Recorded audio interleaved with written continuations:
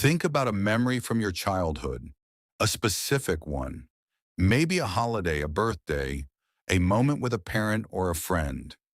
You can probably see it clearly. The colors, the mood, maybe even what someone was wearing. It feels real. It feels like yours. It feels like something that actually happened, preserved somewhere in your mind like a photograph. But here's something that might change the way you think about everything you remember. That memory or the specific version you carry, with all its details and emotional weight, may never have happened the way you remember it.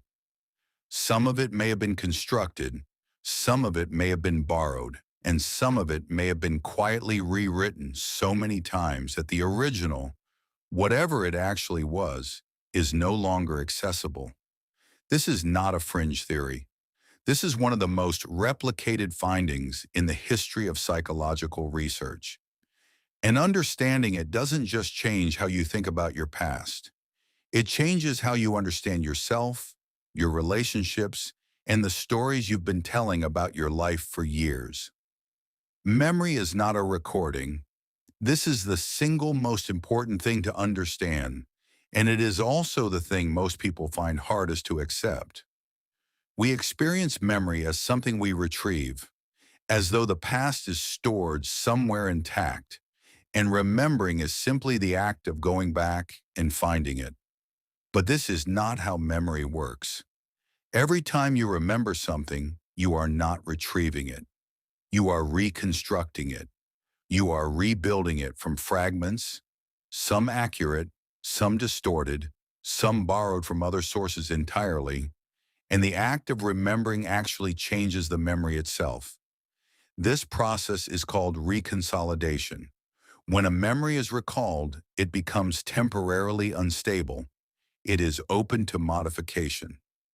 New information, current emotions, and the context in which you're remembering can all alter the memory before it is stored again, which means that every time you revisit a memory, you are potentially changing it. Not dramatically, not all at once, but gradually over years of remembering, a memory can drift significantly from whatever the original experience actually was. And there is more. Research consistently shows that our memories are heavily influenced by what happened after the event, not just during it. The conversations you had about a childhood experience shape how you remember it. The family stories that got repeated at dinner tables rewrote the original. The photographs you looked at filled in details that your actual memory never had. The things your parents told you about your own early childhood became memories, even though you were too young to have retained them yourself. You have memories of events you never actually witnessed, constructed entirely from secondhand accounts that felt so familiar they became your own. This is why eyewitness testimony is one of the least reliable forms of evidence in legal cases. Why people who share the same experience, siblings who grew up in the same house, friends who attended the same event, can remember it in dramatically different ways, each convinced their version is accurate. Why therapy can sometimes create false memories of trauma that never occurred, and why the same process can work in reverse, with real trauma being buried so completely that the person has no conscious access to it at all. The implications of this are significant, because if your memories are not accurate records of what happened, then the stories you've built from them, about who you are, about your family, about why you became the person you became, may also be inaccurate. Not false exactly, but filtered, shaped, edited in ways you were never aware of, by a mind trying to make sense of experience in a way that felt coherent and survivable. So what does this actually mean for how you live? The first thing it means is that the story of your childhood, the version you carry, the one that explains things about you, the one that comes up in relationships and in therapy and in quiet moments of self-reflection, is a construction. It is your mind's best attempt to organize a vast and complex experience into something navigable. And like all constructions, it reflects the perspective of the builder more than the reality of the materials. This is not a reason to dismiss your memories or to decide that nothing you remember can be trusted. It is a reason to hold them differently, with a little more space, a little more curiosity, to recognize that what you remember is real. It is genuinely what your mind has stored, and those stored experiences have genuinely shaped you. But the original events may have been different, and the meaning you've attached to them is almost certainly a layer of interpretation added later, not something that was inherent in the experience itself. This matters most in the context of the stories we tell about other people, because the memories we carry about our parents, our siblings, our early relationships, these are among the most edited memories we have. We remember our parents not as they actually were in any given moment, but as we needed them to be, as the role they played in the narrative we constructed. A parent who was inconsistent gets remembered as either absent or present, depending on which moments got stored and which got lost.